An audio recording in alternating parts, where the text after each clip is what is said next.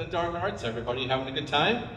I'd like to thank the vast audience that has shown up. Yes, it's been a fun time. Frank, he doesn't really go out to many events, so I invited him here for this one because there's some stuff in the works, which we will get to very, very soon. But first, Frank, how are you doing? I'm doing good. I'm very happy to be here. I'm having a great time.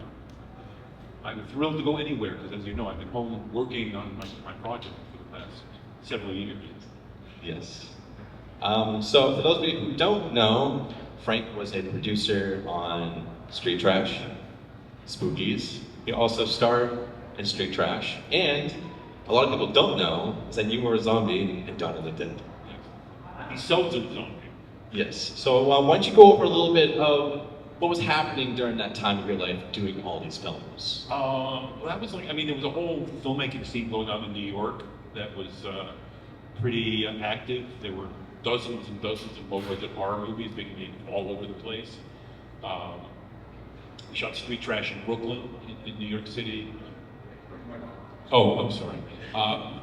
We shot Spookies at the John Jay Estate, once owned by the governors of New York State in the 19th century. It was fun because there was an actual scene, stuff going on all the time. You know, Trauma was there in New York City. Still is. Yeah, it still is, amazingly. The Trauma building was one of the great landmarks of New York City when it had the Toxic Avenger, I guess, and it had no longer does. But yeah, I guess I sort of cut my teeth around that time in films like that, and since then I've had a very hit or miss career, still trying to make films. Yes. And there's a big story behind Spookies that we can briefly go over. You hear it from the words, from the man who was on the set himself. Frank, what was going on between you and the first team that went to go Spookies, and then things started transitioning? So, what kind of I mean, some people know the story. There's on our Blu-ray. There's a very good feature-length documentary about the making of Spookies, or as it's called, the unmaking of Spookies. In that we shot an entire film, and then our backer became absolutely impossible to deal with. Myself and my partners walked out of the cutting room, and the next thing we knew, and the film was finished except for optical and special effects and the climax, and the people who were planning to do that left with us, and so new people were brought in, and somehow the person he chose to take over the film was an ex-porn actor, or actress, I should say, and director, and turned the film into a film that she could claim partial directive for credit for. In other words, she changed the movie drastically. If you've ever seen Spookies, there's a whole subsidiary plot with a guy who sort of, you think, is supervising what is happening with all the monsters in the film, but that was all added later for no real reason other than the fact that the climax got taken out, and he got conned into spending a lot more money. Yes, yes. It's one of those films that I feel like has gotten a lot of attention recently, mainly because of Vinegar Syndrome. Well, and because they came out with a Blu-ray after the movie had been out of release. The first video release was the VHS cassette in about 1986, and there was no American video of any sort until about 5 years ago. That's true, that's true. For anybody in the audience, have you seen Spookies or Street Trash before? Yes. No? I mean, my God, these are two key films you should see. Yes. How about Dawn of the Dead, the original? Okay. Yeah, Oh, yes, I yes, nobody yes, has to see. yes, okay. So there's been a lot of stuff going on in the background. I've known Frank going on, I think, almost 2 years now. And I interviewed him a while back, just kind of talking about his career and everything, and bringing Frank out here, trying to get him to a wider audience for people to come and love his film, especially Spookies, because for a while, you really thought everybody hated it. Well, to tell the truth, I hated it. That was the problem. I hated what had been done to the film. It was not our film. It was sort of taken apart and reassembled. It was just not the film we made. We did not like anything about what was done to it. However, eventually, as I said, it came to Blu-ray, and when Vinegar Syndrome brought it to Blu-ray, suddenly the fans took to it. Suddenly people who had been hearing about it for years saw it. People really liked it. The one thing that remained is that it's packed with special effects, practical special effects monsters that have been created. Just about all of our makeup people have gone on to become top people in the industry. Like Gabe Bartalos, who created The Leprechaun, did 2 of the Basket Case films, and has really been a top guy in the field. And then Vincent Guastini, who came on, I think it was his first film job, and he's been doing major Hollywood special effects for many years at this point. And the thing I'm also supposed to mention here is that because of the film coming out on Blu-ray, it developed a new audience. It developed more of a reputation than it had before. And for me, it was like I saw the film through a new lens because I previously was unable to feel comfortable about it in any way. But when I realized people still loved it, mainly for the monsters and the special effects. So I mean, the original idea of the film was to have almost wall-to-wall monsters that every time you turn a corner or something, there's a new, very unusual monster. And the fact is, that's what we made the film to do, and that's the thing that people like it for at this point. I had very mixed feelings about what was done to it, as I said, and I think it's a lot weaker than the film we made, but it does, it apparently still has the entertainment value that we intended in the first place. And remarkably, it's become so, it's done well enough in its revival that I am at the start right now of raising finance to do a sequel. Hoping to get a couple of named horror actors into it. I'm also looking to make a film that is almost an anti-sequel.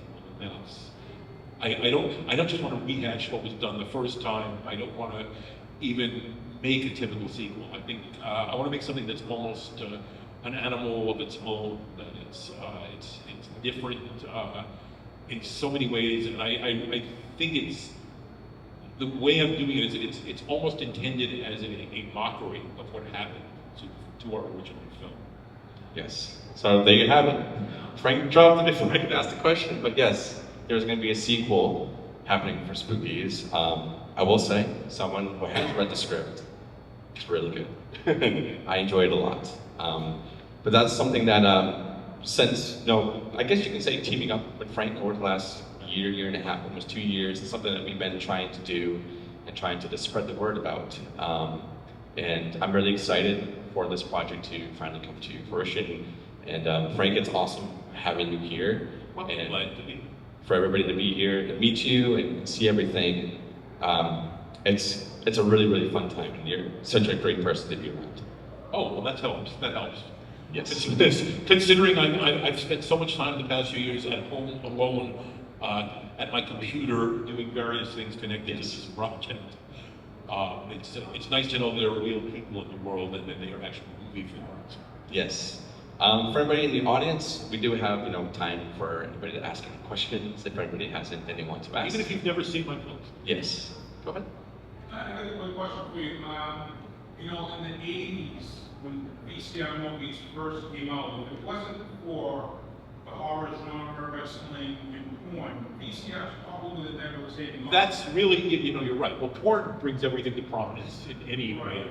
My question to you is what was it like being part of this decade from the 80s to the 90s where the VCR brought horror into the homes and it also brought the makeup, the Rick Baker, and brought... I mean, to me, it was a great time to be making films, partly because I was already just such a big movie fan, to the point where I was a 16 millimeter film collector. So I was already collecting movies, and then suddenly you could get VHS tapes, and that was just like opening a door that you sort of never imagined until it actually happened. It made a big difference, and horror was again one of the real keys to making that work. And as Dustin and I have discussed many times, I mean, horror is the audience. The horror audience is the audience as far as I'm concerned. They are the most vocal, they are the most demonstrative, they are the people who really show their love for films. I mean, you guys are here today because you have a love of this genre, I guess. It comes down to, if you just look at what's going on right now in the contemporary movie scenes, horror is still, as of this moment, probably the biggest genre. Yeah, I would have to agree with that. for sure.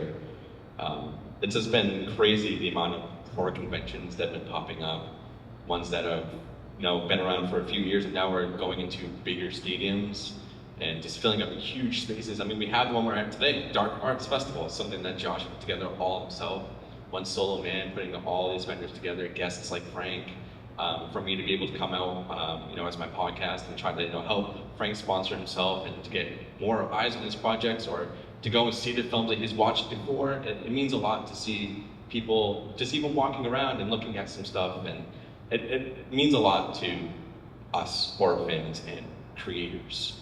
Yeah, it's interesting because I've always found that, and I've like, for instance, I've done some stage acting, right? Mm-hmm. And it's nice to get applause and laughs from an audience and appear in front of a live audience. But I sort of prefer being able to make a film and then sit in the audience and enjoy that film with the audience. Yes, I agree. But that's some of the stuff that we're working on in the background. Frank, is there anything that you want to really highlight for this movie that we are currently working on? Just that it's basically, to me, it's a love letter to the fans who made it possible to make another Spookies movie simply because they responded so positively to the first one that was sort of not readily available to see for many years. I'm actually the kind of person, and I don't think we actually discussed it, but I'm not like the biggest fan of sequels. It's like I get sort of tired of them after a while. But because there's a film called Spookies that has now made enough money for it to gain attention again, there can be a Spookies film. Yes. And I'm happy to make a film for anyone. Oh yeah. And what about the Street Trash remake? How do you feel about that? I feel very good about that. The Street Trash remake was made in South Africa by, I don't know if you guys are familiar with a film called Fried Barry, by a director named Ryan Kruger that came out a couple of years ago. I saw it, and then I was delighted to find out the guy who was doing the Street Trash remake was Ryan Kruger, who directed it, because he has just the right touch of sleaze and grime that I feel will benefit the Street Trash. Yes. I mean, it's also amazing too when you make a low-budget film, and that years and years and years later, somebody wants to do a remake, or in my case, wants to do a sequel. Yes. I like things like that as a fan, and I like them as a filmmaker. Yes. Is there any way that the people can help us get Spookies to happen? Well, they can all empty their bank accounts. No, it really comes down to just, you support films by seeing them one way or another. And most movies aren't even getting into theaters these days, so you've got, streaming is what most people are turning to. But also, the horror fans are the ones, I don't know if anybody's done an analysis of it, but they, as far as I can see, are the ones driving a major portion of the Blu-ray and video market at this point. Yeah, like with all Vinegar Syndrome being one of them. Another big one that's been around for a while, but I think it's starting to gain a lot more traction is Severin. They've been putting a lot of stuff like that. It's just really cool to see these physical media boutiques still around, being able to essentially revive a film that was It's amazing in the extent that even in the 80s, this horror was so big, and horror was really just a boom to the whole video industry. It still didn't have real respect. It still sort of looked down upon to some extent. And I think it's almost become a mainstream thing. The 80s brought about mainstream horror, let's say, in a way that previous decades would. That was really the era of the serial killers who became the legendary characters that everybody knows about, between Halloween and the Nightmare on Elm Street films. It really brought all that much more into the mainstream. So that suddenly that stuff goes name browse away. Yeah, sure. Is there any other questions in the audience that anybody wants to ask about? Could be Dawn of the Dead, Spookies, Street Trash. Is there anything that you would want to see? The remake Dawn of the Dead. Yeah. Oh, and the remake. Yeah. No. Is there anything else that you want to touch upon before we let everybody go, Frank? Not really, except I'd love to if my movies come, if the new Street Trash comes out, if Spookies 2 comes out soon, find a way to see it. That's all I ask. I think you might find something worthwhile there. And if you haven't seen the originals, by all means, seek them out. They're not hard to find. In fact, Street Trash and Spookies are both currently on Tubi for streaming free of charge. Yes. And Frank also has physical Spookies DVDs over at his booth with some stills, posters of Street Trash and Spookies, and a bunch of other really, really cool things that are happening. I think that might be all we have, right, Frank? Dustin, where can people find your podcast? Oh, I didn't even think about that. Thanks, Mom. My podcast is everywhere at YouTube. It's just the Bear and Title podcast. You can find us on Spotify, Apple, YouTube, all the good places. Thanks for asking. I think that's pretty much all we have. Yeah. Unless anybody else has something. Did you watch the episode of The Last Drive-In with Joe Bob Briggs that had Spookies on it? That's a good one.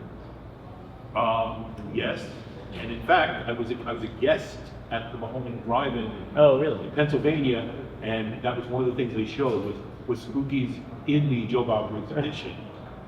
Yeah, and actually that was great too, because I had a great time at the Drive-In Theater, but I became pals with like Yuki and John Brennan who did the music there, and you know, it's interesting. It's because I mean, one of the reasons I love like horror conventions and stuff like that is, you know, you find yourself with a lot of similar-minded people. And when I grew up, when I was a horror buff, starting maybe at the age of 12 or something, I was a weirdo. It's like, you know, there were people to talk to about this. They didn't like exactly accept that in the same way. It was just considered sort of fringe strange.